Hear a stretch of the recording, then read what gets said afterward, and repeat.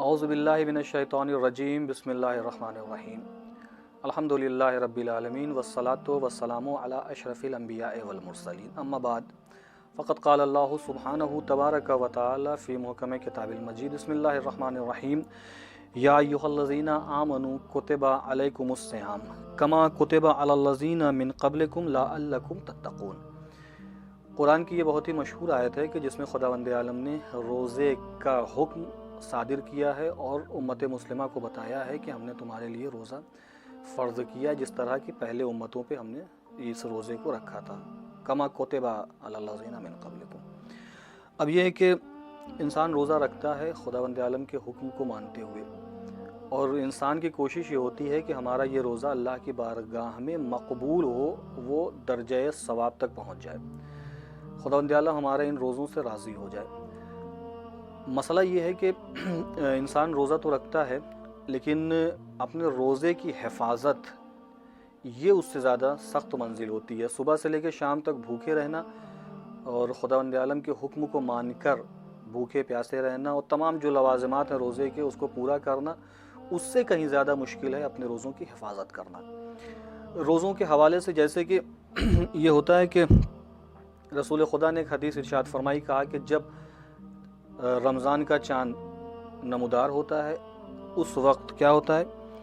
جہنم کے دروازے بند کر دیے جاتے ہیں اور جنت کا دروازہ کھول دیا جاتا ہے۔ اور تیسری چیز کہ شیطان کو زنجیروں میں جکڑ دیا جاتا ہے، جو شیاطین ہیں ان کو زنجیروں میں جکڑ دیتے ہیں۔ یعنی چاند نمودار ہوا تو انسان کے لیے جہنم کے دروازے بند ہو گئے، جنت کا دروازہ کھل گیا اور شیطان کو زنجیروں میں جکڑ دیا گیا۔ دوسری حدیث بالکل اسی طرح سے ملتی جلتی ہے کہ جب اللہ نے جو ہے وہ ملائکہ کو حکم دیا، فرشتوں کو حکم دیا کہ ہر سرکش شیطان کے ساتھ، یعنی 7 فرشتے ہر سرکش شیطان کے ساتھ ہو لیتے ہیں،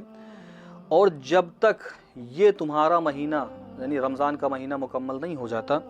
تب تک یہ ملائکہ ان شیاطین کو نہیں چھوڑتے۔ یعنی یہاں پر بھی شیاطین کو اپنی گرفت میں لیے رہتے ہیں اور انہیں مومنین کے روزے خراب نہ کرنے کی، یعنی ان کے روزے خراب نہ ہو اس سے انہیں روکتے ہیں۔ جب بات یہ ہے کہ شیاطین کو گرفت میں لے لیا جاتا ہے، جیسے کہ ایک حدیث اور ہے کہ جس میں باقاعدہ طور پر یہ کہا گیا کہ جب رمضان کا چاند یعنی نمودار ہوتا ہے اور یہ مہینہ داخل ہو جاتا ہے تو اللہ جناب جبرائیل کو حکم دیتا ہے کہ جاؤ زمین پر اترو اور سرکش شیاطینوں کو زنجیر میں جکڑ دو۔ کیوں جکڑ دے؟ تاکہ وہ میرے بندوں کے روزے خراب نہ کریں۔ کون کہہ رہا ہے؟ اللہ کہتا ہے جبرائیل سے کہ اس کو یعنی شیاطین کو زنجیروں میں جکڑ دو تاکہ یہ میرے بندوں کے روزے خراب نہ کریں۔ یہاں پہ ایک سوال یہ پیدا ہوتا ہے کہ جب اتنا اہتمام ہے شہر رمضان کے لیے، شیاطین کو گرفت میں لے لیا گیا، ان کو قید کر لیا گیا، اس کے باوجود ہم یہ دیکھتے ہیں کہ مومنین بہت سے افراد ہیں کہ جو روزہ نہیں رکھتے، بہت سے افراد ہیں کہ جو ٹوٹا ہوا روزہ رکھتے ہیں یعنی خستہ روزہ رکھتے ہیں، بہت سے افراد ہیں کہ جو اس سے اجتناب کرنے کی کوشش کرتے ہیں، روزے سے فرار حاصل کرنے کی کوشش کرتے ہیں۔ جبکہ